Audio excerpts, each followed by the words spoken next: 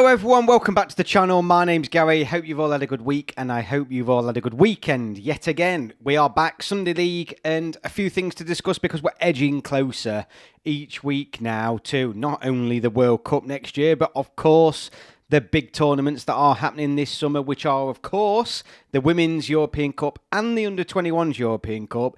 Interestingly, defending champions England are in both. Do we think England are going to retain these two titles? I mean, it's a big ask. It's a really, really big ask. Of course, though, we're moving ahead as well to England versus Andorra. I've got on the agenda, the rundown for tonight is obviously discussing that game again, very briefly, but not really. I want to get into England's starting 11 for the World Cup. That's probably where I want to go most with this, because I've seen an interesting tweet this past day. I think it was in the past day, yeah.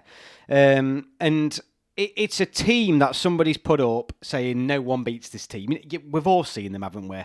Where someone's tweeted saying, how can England go to the tournament next summer and not win it? And the team I saw, I mean, it is a bit tasty. And I want to talk in terms of, because ultimately we're 12 months away. What would the squad be? What would the starting 11 be if England were playing at the World Cup and the first game was tomorrow? Let's put that one out there.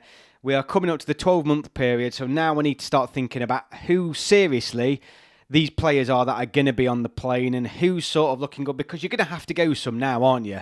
As a footballer, you've obviously got the off-season, which is the summer. You're then going to come back into the Premier League, and you've got what? Yeah, I mean, yes, you have got a season, but it's going to go quick in terms of months, 6-7 months, really, to prove yourself.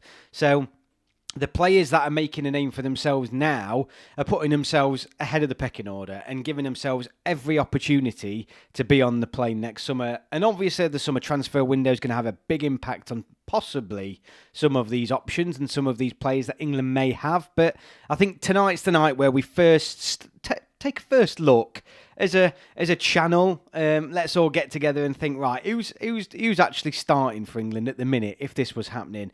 I've said to you on this channel before, there's for me 5 odd players that are just absolute certs. The rest are opening up for grabs. But yeah, the team I've seen, I really want to talk about it tonight. Gate 102, good evening, mate. Hope you're okay. Hope you've all had a good week. Everyone who's new in the chat or is watching, check Gate 102 out. His podcast, Gate 102 podcast, says it in his name. He does podcasts on England games of the past. Well worth checking out. So yeah, check him out, really, for more England content. But I think what we're going to look at first and foremost is, because we haven't discussed it yet, and that's the under-21s. So obviously the under-21s are playing in the Euros this summer. And they've qualified. There's only 4 groups. There is only 4 groups, and England have qualified against Czech Republic, Germany, and Slovenia in Group B of the Under-21 European Championships. And it's a big tournament because England won it last time. We won it without conceding a goal last time, and we played really, really well. And I think it's a big tournament because I don't think an Under-21 England team will be more hyped than the one that Lee Cars is going to get this summer. And that's going to come at the announcement of the next England squad, because those who have watched this live stream previously will know, and anybody, with half the brain on the ball really, will know that Thomas Tuchel is not going to pick his strongest England squad possible, because Lee Carsley is going to have the strongest under-21 squad he can possibly get going into this summer's tournament. So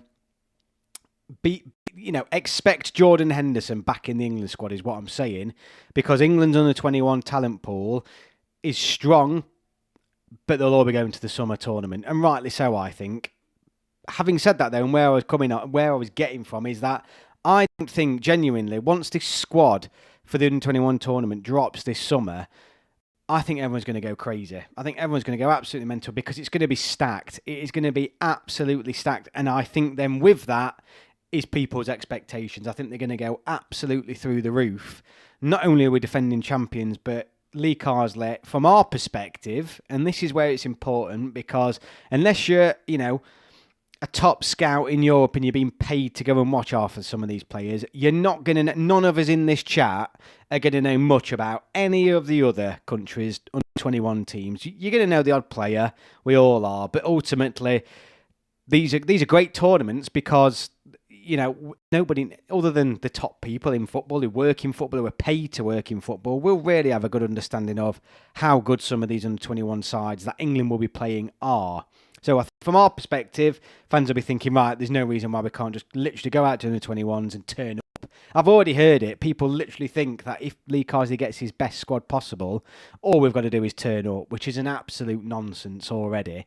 But England start on the 15th of June. 15th of June against Slovenia. Rather interestingly, I don't think England have ever beaten Slovenia at under-21 level in the past 3 games. So already, it just shows you how difficult this level is. The 15th of June, actually, is when is that? 15th of June. It's a Sunday. It's a Sunday at 5 o'clock. So the Sunday club that night will probably be earlier. And it'll be England versus Slovenia. Who knows? I can sense a 2-3 hour stream coming along there, guys. So, yeah, get it in the diary. Sunday, 15th of June, England versus Slovenia. And I'm going to be live streaming it. And let's see how England get on. But there's a potential here. And I've said before, England could go there and lose every single group game and go out, despite having such a strong squad potentially available.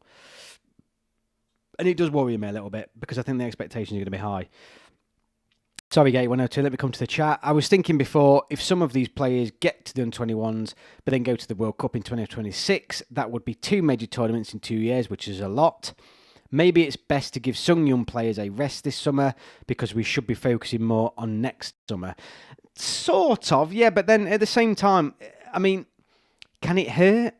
Can it really hurt? I mean, these are trained athletes. Even more so now, the younger generation, the trained athletes, it's 12 months away from next World Cup. I think going to a tournament with the national team, I think the more experience, the better for me, personally. And I think it would be absolutely right for Lee Carsley to have the best possible under-21 squad available to him. Because ultimately, as well, these are going to be the players that are going to be playing together in the future. So the longer we can get them playing together, and earlier we can get them playing together, the better, really. That's my opinion. I understand that everybody obviously won't have that opinion. But look, don't get me wrong. England have a fantastic team. England do have a great under-21 team. I'm not confident though that we're just gonna. All we have to do is turn up. The under-21s, the youth tournaments in particular, are notoriously difficult to beat. They're notorious just to even qualify for. Top under-21 nations aren't there. There's a lot. It's very difficult to qualify even for these tournaments. Essentially, I mean, I'm having a look through. There's only 16 teams who are out of all of Europe who have qualified for this tournament. So it's a massive achievement just to even get there. And no game is going to be a breeze. No game. And it doesn't quite ring true that the best senior teams automatically are the best under-21 teams neither. Slovenia will give England a real good go. I think England should beat them. I think England will be favourites. But I tell you what, it would not be a surprise if Slovenia beat England in that opening game. And if anybody knows anything about under-21 football, that's the mentality I think you've got to have going into this tournament. And look, it'd be great to see England win it back-to-back. It'd be fantastic. The fact that they went last time without even conceding a goal at this level was just insane. Trust me, they're going to piss goals this summer. I promise you now. It's all about attack with Lee Carsley and this current crop of players. But yeah, it's going to be a great tournament. It's going to be and arguably the tournament that a lot of people will probably be most looking forward to this summer. I know, and obviously it's in the thumbnail today, is that they've obviously got the Lionesses tournament. I have done a preview video for that tournament for the Women's Euros. Check it out because I think you'll find it quite interesting. Because at the end of the day, we'll all be keeping an eye on it. We will. I don't care what anyone says. We'll all be keeping an eye on those games, hoping the Lionesses do well, and we'll all watch the final, won't we, if England get there? But go watch my prediction video on that one, is what I'm going to say. The first Euro under-21s I remember was in 2011. David de Gea was in goal for Spain, and England got a draw to them despite going out of the group. I understand why it would be good to have a tournament this year for them. Just a bit worried it means 2 games come to the World Cup, and next year they might be gone. Yeah, I get that, but I just think you've got to chuck them in the deep end for me. Can't wait for the tournament. Going to be so exciting watching these young players play as well as the Lionesses. 2 tournaments in one summer. I still need to watch your recent video. Yeah, check it out, mate. Check it out because I give my prediction about how the Lionesses are going to do. Just go and watch it. Otherwise, if I tell you on here, there's no point in making those videos, really. So, yeah, go and watch it. I don't want to just give it away on here. But I do think, I'll say this, I will say this, I do think the under-21s have a better chance of retaining their title than the women do this summer. I think the Lionesses are going to struggle this summer. I don't think we've been the same team for a couple of years now. The Lionesses, so I think it's going to be a very tough tournament, and I do think the under-21s have got a real good opportunity of winning it. Having said that, though, I think I've said this before, I would not be surprised if we fail to even get out of the group at this tournament. And that is not because we're crap, it's just because of how competitive this tournament is going to be, how good every single team is, and how deserving every single team is to be there. So I'm almost setting us up for that, really. But I mean, we're only 10 minutes in, and we've spoken about the youth, the under-21 tournament, which of course, I'll say it again for those just joining, I'll be streaming live on this channel. The first England under-21 game is on the 15th of June against Slovenia this summer, and that is obviously a Sunday night, 5 o'clock. Tune in. I'll be doing a live stream. But what I really wanted to get onto tonight, because I think it's going to get the chat bubbling. I think this is where the conversation's going to flow a little bit more tonight. Is that is the under-20 is the senior team is in terms of who is England's current starting 11 for the World Cup if it was happening tomorrow, essentially. Who would be starting? I'll just go to the chat first, just before I move on. Get 1 or 2. Gary, do you think there's a concern that there's more pressure on the 21s compared to 2 years ago now they've won it? Or do you think there's less? No, 100% mate. I tell you now, I promise you now, because we're retaining defending champions and because of how good Lee Carsley's squad's going to be on paper and to club fans this summer, the under-21s are going to be under the most pressure they've ever been under. Because that squad, I know I said it, we see it every summer, England fans saying that's the best under-21 squad ever. Genuinely, the under-21 squad this summer is going to be absolutely stacked. It's going to be stacked. And I think with that is going to come a tremendous amount of pressure. So it is a little bit of a concern. I do feel like though with the under-21s, it's not, I don't think it'd be anything bigger than what they would experience at the club at this level. But yeah, let's see. But I can just wait for it now. As soon as that under-21 squad's dropped for this summer's tournament, everyone's going to go mental. Gate 102 coming in early with Pickford, Rice, Bellingham, Saka, Kane, and for me are the 5 players who I think are almost certain to start. Absolutely agree. Let me just load up this because I saw this the other day. I am going to have to take the rundown off the screen. So let me take it out. This is what I saw the other day, and FT, I can't remember who tweeted it, but you guys will probably know more than me.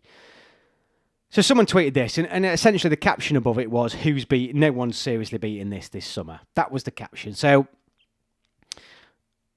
and to be honest with you, it's sort of a squad I've had in my head, particularly this defensive back line. But there's a couple of interesting points in there that I want to raise. So obviously Pickford in goal.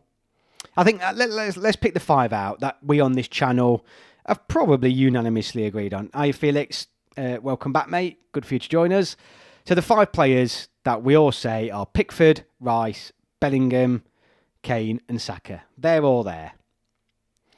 That obviously though means that the back 4 is completely open for grabs. Now this back 4, I mean Lewis Skelly, I know everyone's going to say Hall and all this lot, but I tell you what, I think Lewis Skelly looks absolutely amazing. I think he looks absolutely, and I'm trying not to let myself get a bit carried away with Lewis Skelly.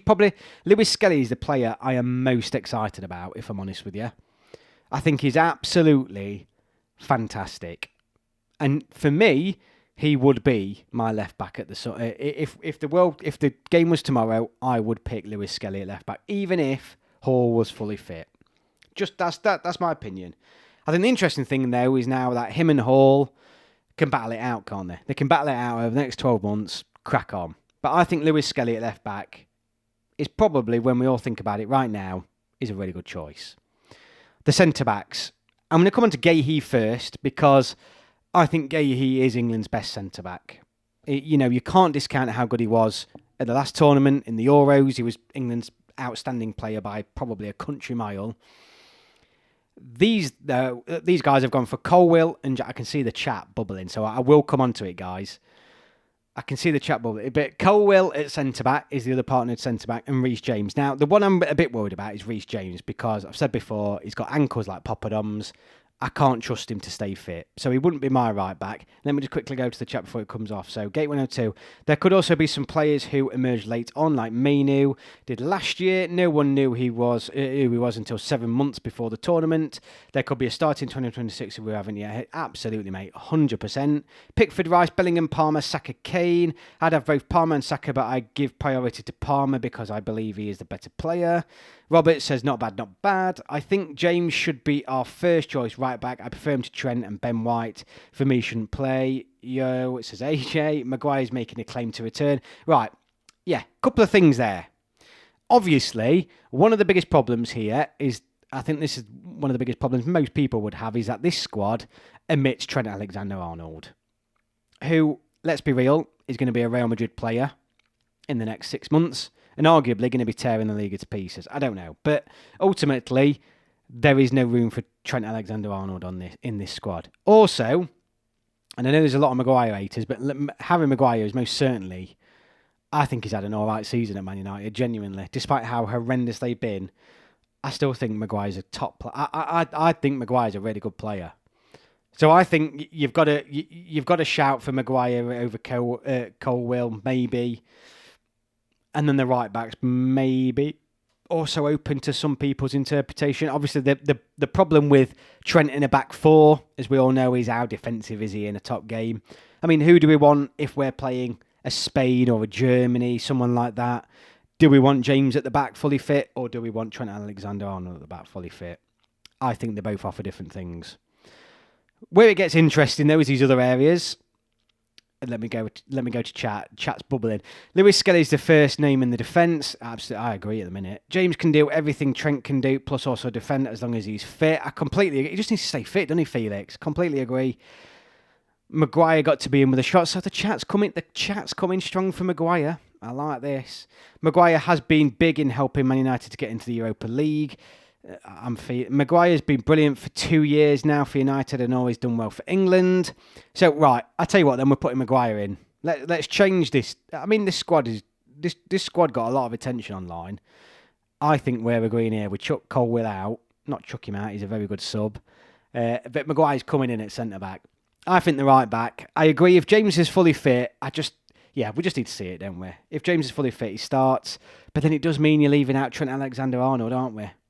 And I think for some people, and this is the wrong aspect, by the way, because this is exactly what Lee Carsley tried to do in terms of listening people to saying you can't leave this player out because he's too talented. Foden's been one. Gary Neville, you can't leave Foden out. He's too good as a generational talent. Doesn't do it for England. He shouldn't be anywhere near the starting 11 for me at the minute. So yeah, it's difficult, but ultimately, look at this as a team rather than a team of individuals. So. Yeah, maybe James is interchangeable. This midfield, though, Bellingham and Rice pit themselves. Palmer, centre mid. Discuss. I'll be honest with you, not for me. I think he'll get lost a little bit there. I also feel like to get the most out of Rice and Bellingham, who I think will be obviously far better than Palmer in central midfield, that is, I want Rice and Bellingham to be pushing up forward, and I want a holding midfielder in there. I want a player who's going to sit deeper. Personally, that's my thoughts, but I don't want my thoughts to dictate the chat. Let me have a look. Maguire's been brilliant for 2 years now for United and always done well for England. James can do everything. Defend, overlap, can cross the ball. Great passer, reads the game well. Most complete right back we have. Ezri Konsa for me is our best centre back. They're on current form and recent England performances. I'm not certain on Gay, but he is in a strong... Gay's classmate. 2 attacking for me, that midfield. Zald, hello, mate. Good evening. Hope you're well. For me, Wharton, Jones, or maybe Gallagher. Angel Gomez, potentially as well. Konza might be the strongest right-back option. I like Wharton. Right, so yeah, I think I think maybe that look, this is one of those where, again, it sort of got me thinking, right, yes, this is amazing. But then it made me go, whoa, hang on. We've been here. We've been here before, haven't we? In terms of trying to fit every world-class player we think we've got into a team that doesn't make a team. Like I said, we've been here before under Lee Carsley when Greece could have probably beat us 5-0 at home. Let's be real. So I don't think Palmer, alongside Rice and Bellingham, no matter how good all three of them are, is the right option. It's not going to work for me. I think you need a player who's going to sit deep, and that allows, and I want Rice to get forward. I think that's probably the one thing I take, one of the biggest takes I have from this season, if we have got to get Rice further up the pitch with Bellingham, because he is so much better further up the pitch. He really is. And we've got players who can sit deep. Wharton, Mainu, Gallagher. These are players that some people have just mentioned in chat. Yeah, I just feel like that balance there isn't right. Having said that, then let's look up front. Rodgers, Kane, Saka. Kane and Saka, I don't care if anyone comes into this chat, that's staying, aren't they? They're staying. The left mid, and this is, honestly, I think this is England's biggest issue. It really is, and we've said it time and time again, but we're going to have the conversation again. That left side. I mean, obviously, if we're taking Palmer out that centre mid, he could go left. Obviously, you've got Rodgers, who's had a great season. He could go left. Yet again, Eze, today, absolutely been brilliant. He could go left. Anthony Gordon, he could go left. Someone's put Harvey Barnes. I mean, it's such a... I mean, it's a problem in terms of we don't have the out-and-out standing candidate, but then it's also a problem because of how many options we then have to choose from. And I think that's probably what's causing the biggest issue, is because we can't seem to have a game where we get to play the same player more than once to give him a real good run out. I mean, Palmer, he's never really... All I would say for Palmer... I mean, I've not even mentioned Foden. And I know Foden hasn't a good season, but obviously if Foden comes good, he's another option who could come back in there. So this 5-6 players pushing for that left midfield, and probably 4 or 5 of those players actually were playing really, really well. Marcus Rashford, I've not even mentioned him, who Thomas Tuchel preferred in his opening games. So you've got Rashford, Gordon, Palmer, Foden, Rodgers, Barnes. You know, the list goes on and on and on and on. It's just crazy how much depth we've got, but who can nail it? Who can really, really nail it? And the one thing I would say for Palmer is he hasn't, has he? Let's be real. He has not really had a chance in an England shirt. Not really. He's had the odd game. He's been in and out of major squads and stuff like that, but through injuries and all sorts, he's never really had the proper opportunity in my eyes. Not compared to a Foden, not compared to a Rashford. Dare I say, not even compared to Anthony Gordon. Another one is Jared Bowen. Not even thought of him. So the list is just insane. You know, the amount of options there is just ridiculous. So it's just who's going to... I think Palmer, if he can just... He's had one of those mixed seasons. He's still playing well, but obviously the goals have dried up and the assists a little bit. But you feel like he's probably the one, isn't he? If he can find that form. So yeah, I mean, this squad, it's a strong starting 11. I mean, we're all going to sit here now, and I wouldn't say any of us would be absolutely mortified if that was England's starting 11 at the World Cup. But I think I do have a problem with that midfield three. I think it's FIFA football, isn't it, rather than reality football. And I think we get absolutely overrun and battered in central midfield there, unless Rice sits back. But then at that point, I feel like arguably one of England's best players through central midfield has been restricted. So, like I said, I want Rice and Bellingham further up the pitch and someone else holding deeper for me. And I think Palmer could still do a job, but maybe out wide. Bowen played on the left in the last game for a bit in the second half. I thought he did brilliantly. Bowen's... But I'll be honest with you, when I've seen Bowen in England shirt recently, he's done all right. And it's just, it is crazy the amount of depth he's got. Crazy. 4-3-3. Pickford, Konza, Maguire, Gahey, Lewis Skelly. So, I mean, is this another big debate? I mean, no, you've gone for Gahey. Okay. So I think we're hang on. Who have you gone for here? Are you gone for Konza at right back. Okay. Gomez. Yeah, I mean, I do like Gomez as well. Gomez, Rice, Bellingham, Saka, Kane, Palmer. I do think Conor Gallagher's just completely I mean, he's certainly in the last squad. He should have been in the last squad, really. Let's be real. I mean, come on. Conor Gallagher should have been in Thomas Tuchel's first squad. As much as Jordan Henderson can do a role and whatever, he should have been in it. Conor Gallagher should have been in it. My only concern is if you've got Lewis Skelly at left back, you want someone who can hold the width on the left, as Skelly likes to invert. I don't think Palmer can do that role, holding the width. I think holding the width and all that sort of stuff out the left, it's sort of got to be treated differently to the right, in my opinion, because we haven't got the same type of player out there. I think it's a different problem we create out there, and allow that sort of freedom.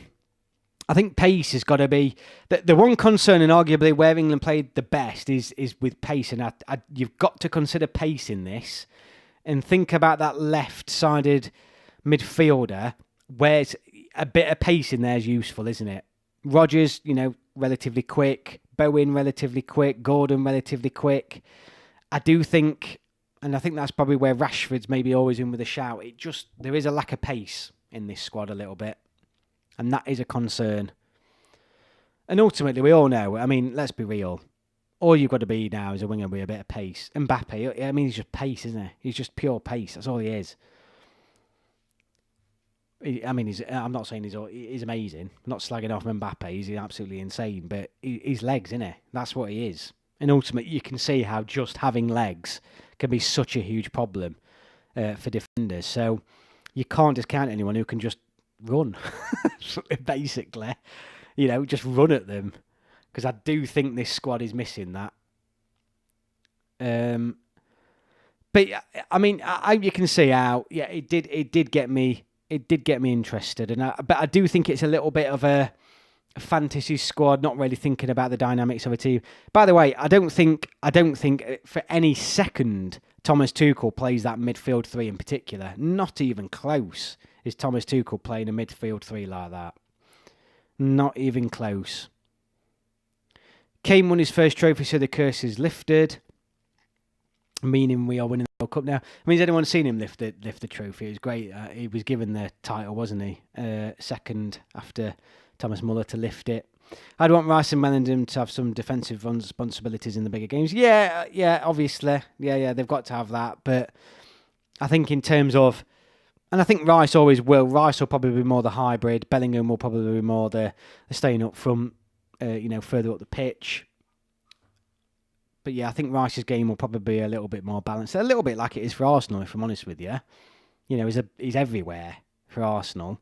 So I agree. I do agree there.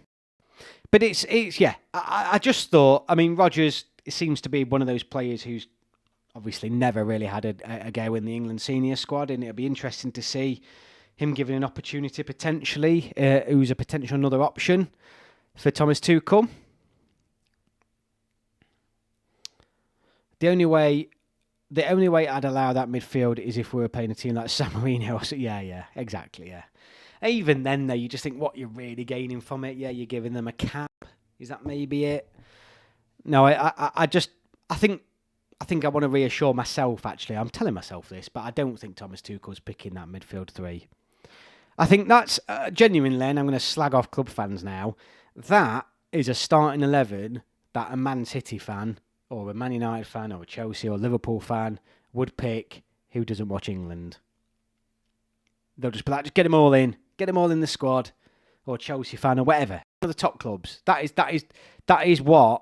a squad that a mainstream club fan who doesn't really have any interest in England other than the tournaments, that is what they'd want to see. I think that's got that written all over him. What does everyone else think? So I think then there's some. I think there then. I mean, have we got? No, I don't think Lewis Skelly. I was going to say, have we quite got a sixth place in here? So Rice, Bellingham, Saka, Kane, and Pickford. Does Gahey? Is Gahey a guaranteed start? Best England 11. Is he number 6? Is he one of the first names on the team sheet alongside those 5? Possibly. It probably would be for me, if I'm honest with you. But those 5 I say are based on what I think everybody would pick. But for me, I think he would be a guaranteed starter for me. Yeah, there is John Stones, but I mean, to be fair, John Stones is someone who, not the first time, is it, where it feels like he's had his career written off. And I'm not saying anyone's in here writing him off completely, but, you know, he's sort of done this before, hasn't he, where he's disappeared and all of a sudden come back. But yeah, it's John Stones is certainly going to be in with a shout. But yeah, I mean, is Gahey universally a starter for England fans at the minute, alongside Kane, Saka, Bellingham, Rice, and Pickford? Thoughts? I mean, Pickford's probably one of those where, again, people who don't watch England or have any clue would not pick him, but he's starting, isn't he, any day of the week. But is Mark Gahey a guaranteed starter for England now? Possibly. Stones has a knack of performing well for England even when he hasn't been in great form for club or has come back from injury. Yeah, I mean, obviously he's going to have... He's arguably England's best. No, not Dan Burn for me. I've got to answer that one. He's not got the legs, mate. Not for me. I think he's great to bring on if you need a goal, and that sounds absolutely mental, but where you want to bring on a potentially still a solid back player to make sure you don't concede, but then also... you know, might win a header, possibly. I don't know, but Dan Burn. I think Dan Burn is... I mean, I haven't done a squad pick yet, but I'm not even sure he gets on the plane for me. I don't know, but not Dan Burn for me. I could be completely wrong there, but for me, no, he hasn't got the legs. But Gay, I mean, I would argue Gay. Well, I would have argued this, but obviously Thomas Tuchel completely really overlooked him in the first game, which is Mark Gahey, by the way, is what I'm referring to here. So, I mean, is Mark Gahey almost starting from base one again? Now Tuchel's come in, because that's what it sort of felt like in those opening games under Thomas Tuchel. It was probably the closest to pushing it, wasn't he, in terms of being a starter? I mean, it certainly was. You go back to last summer. In terms of at the Euros, and Gahey was a certain starter. Every fan was saying Kane, Saka, Rice, Bellingham, Gahey and Pickford have to start. I think if I was to take 5 centre-backs in the squad, it would be Konza, Stones, Gahey, Maguire and probably Branthwaite. Yeah, I'd have Branthwaite above Dan Burn as well. Gahey was also in and out of Carsley's team. Yeah, is he starting from base one again after all that good work he's done? Interesting. But... I'm a big Gahey fan. Yeah, I don't think Dan Burn. I genuinely don't think Dan Burn gets anywhere near the starting 11. The playing maybe, but I don't think I think there's too many players ahead of him for me. Who's my right back? I'll be honest with you. I'd probably go for Trent, and that has got nothing to do with the fact that I think he's a better player than Reece James. I've got no confidence in Reece James at all. None. And I think you guys probably sense that in the way I talk about him, because I'm writing him off at every opportunity, really, and which is unfair of me. But I've got zero confidence in Reece James at all. So for me, Trent goes in at right back. Possibly some changes if we play someone really, really strong. Gahey and Konza, says Euroball, joining the chat. Euroball, sorry. Gahey and Konza for me. I like Colwill, but I think those two will be the better partnership at this stage. What about Walker? Is he fit? No, he's certainly not finished. I mean, look, none of us... The experience has to be counted for something. He's not going to have the legs he used to have, but he's certainly still not going to be a slow coach or anything. But you can't write off Kyle Walker in potentially big moments, in big games where you need that experience, because that's the other thing we're chucking out here. People are chucking Konza, Colwill, Gahey and all these sorts of players together. Lewis Skelly at left back, Reece James, who, let's be honest, hasn't played many games for England neither. There's no experience.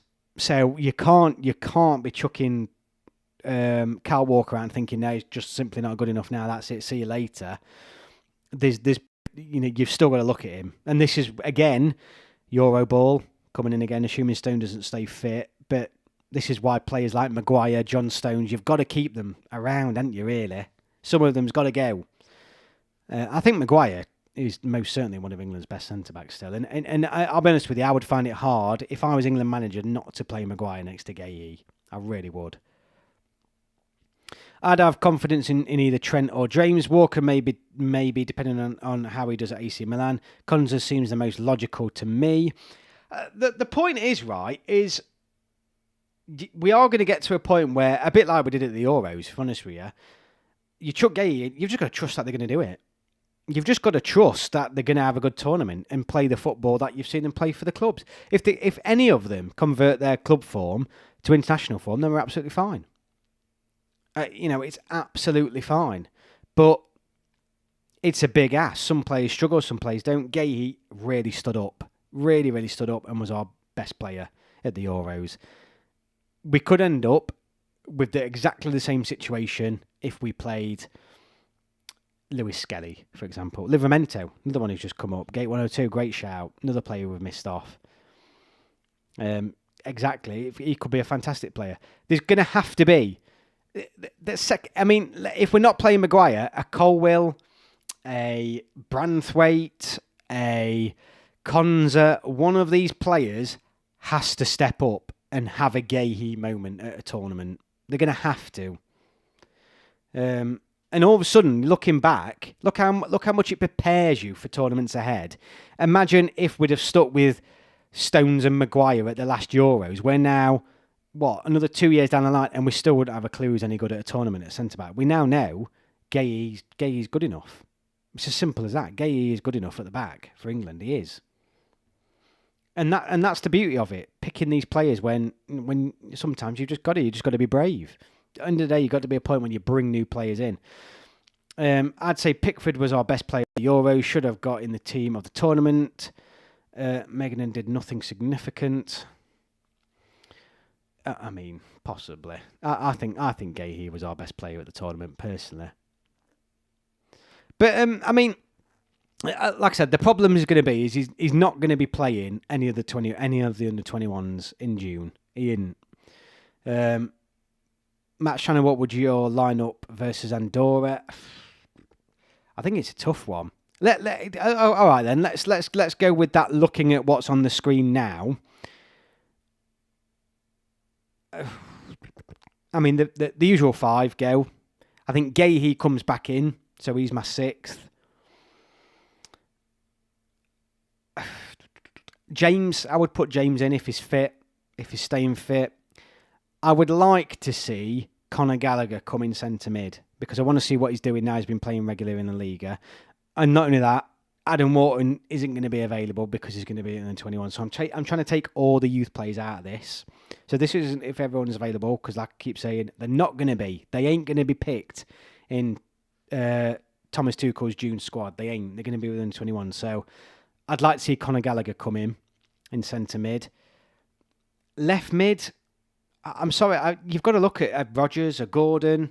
These players who probably deserve the place, if I'm honest with you, in that starting lineup. Ideally, I'd love to play Lewis Skelly, but I'm not sure which squad he'd be in. Yeah, the Club World Cup will 100% affect the squad as well. So it's going to be one of those squads again where people are going to be a bit disappointed, and ultimately Thomas Tuchel's not going to be able to pick the squad, anywhere close to what he's probably going to want to pick. There's going to be the youth tournament, the Club World Cup. There's obviously England players playing in European finals. There's a lot of things here that are going to massively impact this squad. And obviously the fact that some of them will probably just need a rest. It's always the same with the June squads, unless it's a tournament, obviously. The June squads are always the same. End of the season squads are always so difficult. Players, and I hate to say this, sometimes, not all of them, but a lot of them sometimes don't even want to be there. But yeah, it's not going to be a pretty squad. It ain't. It's going to be a bit of a... Yeah, I think it's going to be a bit of a disappointing squad this summer in June. But does it need to be anything other than just a solid squad? There's no challenges coming up, really. If we're being real in June, for the England senior men, let's get the under-21s to the tournament this summer, and let's just get the job done against Andorra. And let's be real, anyone's going to do it, aren't they? Anyone is going to do that. So, yeah, I just think it's one of them where, again, if your finger's not on the pulse a little bit, I think a lot of people are going to be seeing that squad in June and think, oh God, that's really disappointing. Why isn't he picked so and so and so and so? But I think the press report things terribly as well.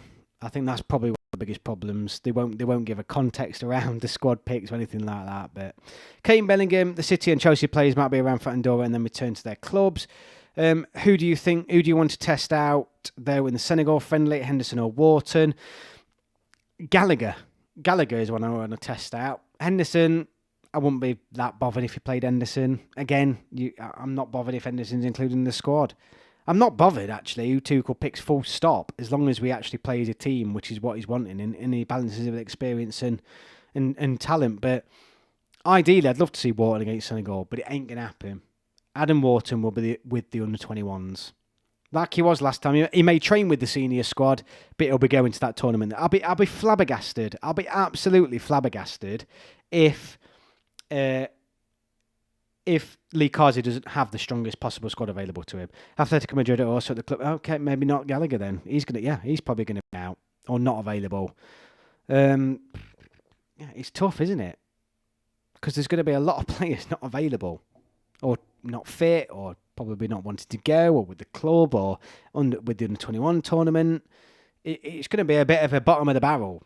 Other than your old school seniors, such as the ones we've already said, you know, your Pickfords, your Kanes, your Bellinghams, your Rices, all those sorts of players who, that's where they'll ever be, you know, in the senior squad. But yeah, but with the hindsight as well, it's also an opportunity, isn't it? It's an opportunity for those sorts of players like your Hendersons, for example, for another opportunity in the squad.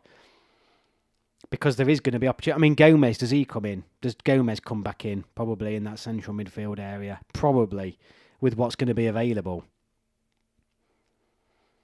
It's going to be an interesting summer. I mean, like I said, I do think. Let me get this off the screen.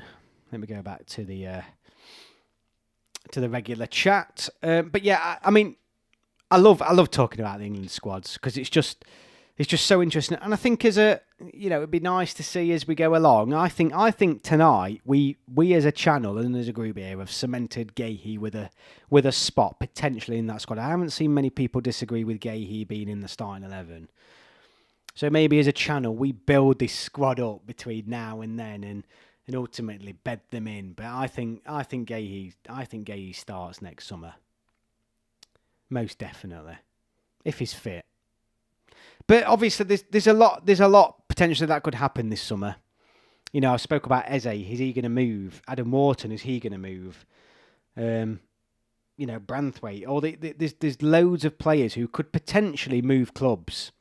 This summer, and it's going to be, you know, some of those aren't going to work out. What's going to happen with Marcus Rashford over the summer? What's going to happen with Phil Foden? I mean, you expect him to stay, but he's not had a great season, has he? You know, what's going to happen? I mean, I think Palmer will stay, so I'm just trying to think through the list of players on that. I mean, Trent, obviously, is going to move. He's probably going to be the biggest high-profile English move this summer.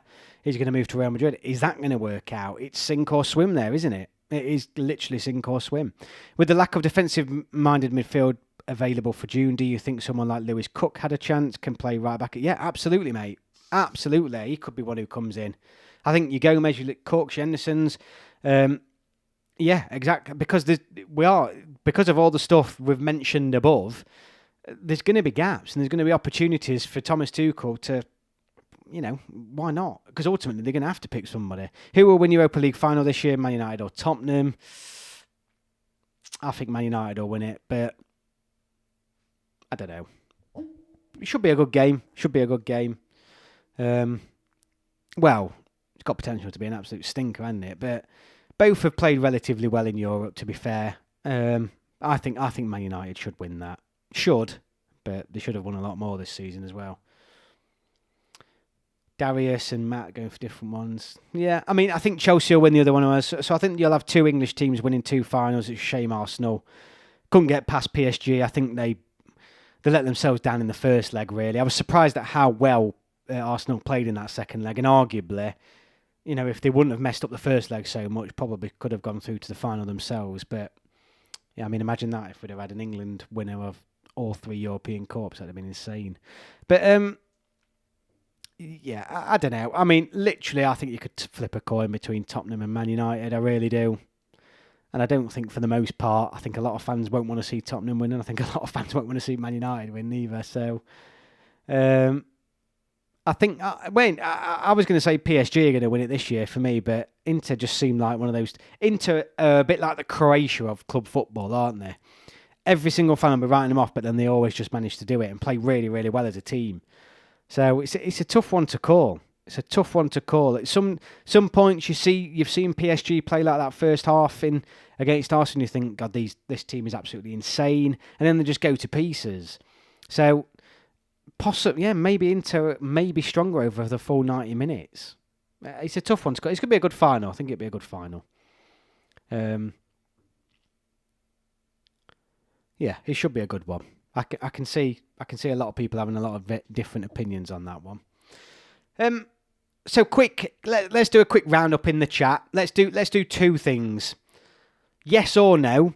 Will the Lionesses first? Let's do the Lionesses first. Will the Lionesses retain the European title? Yes or no? You've got 30 seconds, a minute. Type your responses, and I'll just do a quick rough poll. I'll wait for them to come through. Can the Lionesses, and go and check out my video on the prediction, by the way, if you haven't done, after this stream, go and check it out. But can the Lionesses retain the Euros? I think Chelsea win that, Darius.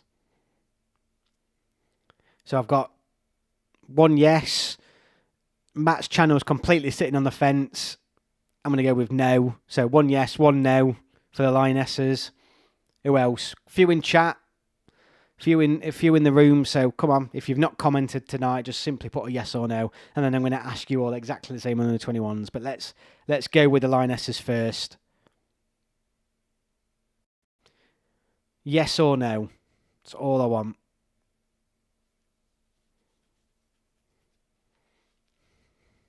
And I am going for will they win it? Euro Ball, yes. That's 2 yeses. 2-1. More confident than me. Most definitely more confident than me. Okay. No, it says the Funky Dinosaur. So it's 2-2. Maybe. Come on, Darius, commit. I want a yes or no.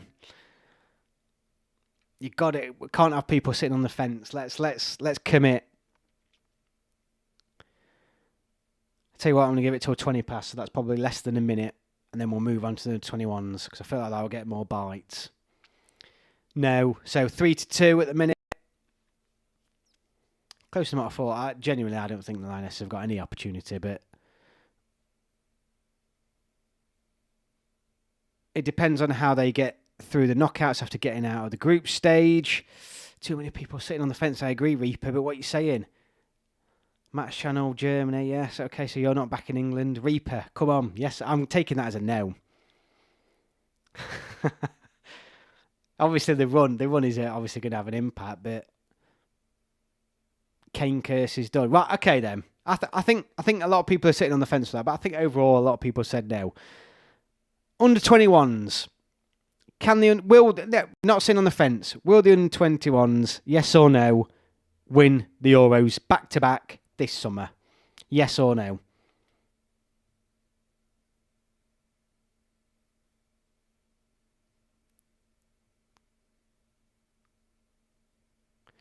What am I saying? After seeing the past few results, it means that Serena has her work cut out for her to retain. So here we go. Under 21 results coming through. Matt's channel, I'll say no. England, so Darius is saying yes. Robert's saying no.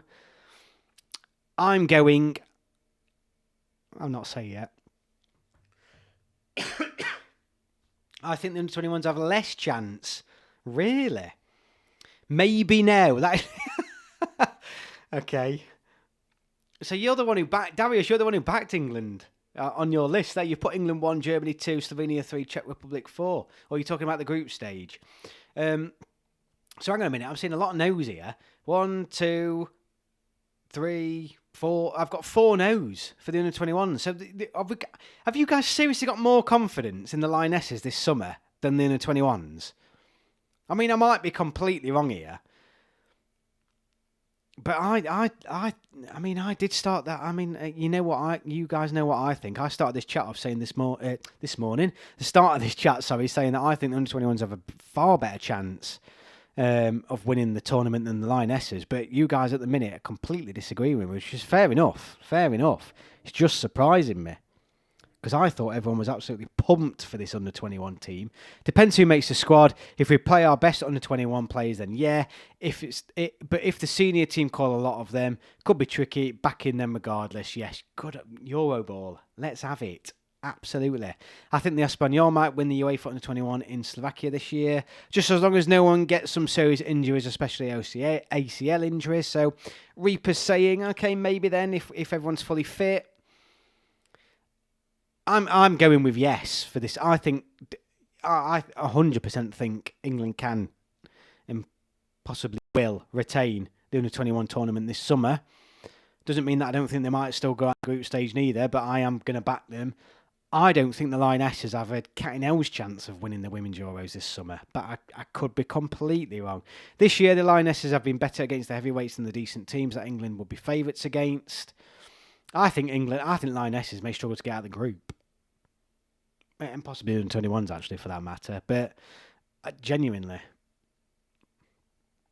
it does. I think the argument, and based on what the last squad was, I think the writing's on the wall. A lot of people are saying about the squads. Let's go with the default that he's got the best squad available to him, because I think that's what the signs have seemed to be pointing at in the last set of squad announcements. Because that was the last time Lee Carsley was seeing that squad before the tournament, and that showed he picked the strongest squad he possibly could have available to him.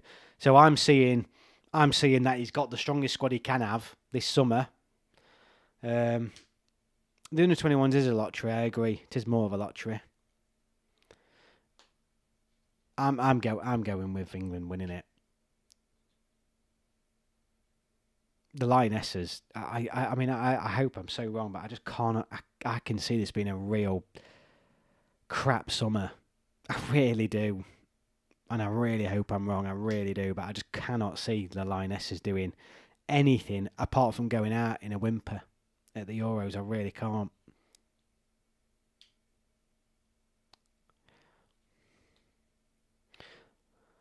Right. Looking at the time. It's coming on to 8:30. It's a lovely evening outside. Just short of an hour. We've discussed a lot tonight. Another one of those nights where it's just like, I think the Lionesses could easily be grouped. I think the under-21s could easily be grouped, but I think the Lionesses, it wouldn't surprise me. I would be interested in seeing my country have a friendly against the Lionesses. We could use a test before we start our own World Cup qualifying. Reaper, where are you from, mate? England and France won their away games against each other in the qualifiers. England will win 4-0 against Andorra. I mean, obviously coming up, I will be dropping my England versus Andorra preview, so you'll have to watch that. I'm working on the second part of my documentary as well. So, yep, stay tuned for that. I'm doing some filming next Friday. England should be safe enough for the top 2. Yeah, who will win, Albania or Serbia? Serbia for me, but let's see. Thank you all so much for watching this week. Videos are coming. I have got a poll on my... Let's have a look, actually. I did put a poll out on my YouTube to see what do you guys want more of. Just as a quick poll to see what it is that's of interest to you all. I've not checked on it today, actually, so let me have a look to see how the poll's gone. So I put, what would you like to see more of? Regular videos, live streams, nothing, everything cool. It was supposed to put call instead. And then other, please comment. 54% out of the 26 votes saying more regular videos. So you have asked for that, and that is what I will be doing. So I have got a list of videos I'll be preparing and getting sent out over the next few weeks. So watch this space. What date is the Senegal game? Good question. Let me get that up. We usually do a quick recap, don't we, on England's fixtures. So let me have a look. Right, so England play Senegal on the 10th of June. 7:45. 7th of June is Andorra, and then England aren't back in action again until September against Andorra at home, which is now obviously at Villa Park. Trinidad and Tobago. Oh, right. Is that where you're from, Reaper? Class. The internet is amazing. My money is on Albania, says Darius. What days is Senegal? Oh, I've done that one. Hi all. Chris Lonko, are you, mate? We're just about to finish. Albania 0, Serbia 0. Advantage Latvia. June 10th, I mentioned where I'm from. England should be safe. Top 1. Let's see. Listen, I hope you all have a great week. I know certainly in the UK, Reaper, I do remember. Yeah, I do remember that game. Good memories. God, 2006. That's crazy. Maybe we might draw you again, mate, at some point. Serbia will land 26 punches to Albania's 23 punches. Reaper, let your friends know about the channel, mate. Nice to get worldwide. But yeah, I know what I was saying is I know a lot of people in the UK have exams this week, and GCSEs, for example, and other exams in maths, whatever it's in. So if any of you are in that position or in this chat, the best of luck, and remember, do not worry too much about it. No matter what happens, everything will be okay. But hope everyone's enjoying this summer. And yeah, I will see you all on my next video. Like I said, check out my latest prediction video on the Lionesses, and please answer my poll so I can give you guys the content you're after. I'm working on part 2 of my documentary, and yeah, I will leave you all with that. Hope you all have a good evening. I hope you all have a fantastic week. And I will see you all on my next video. Thank you very much.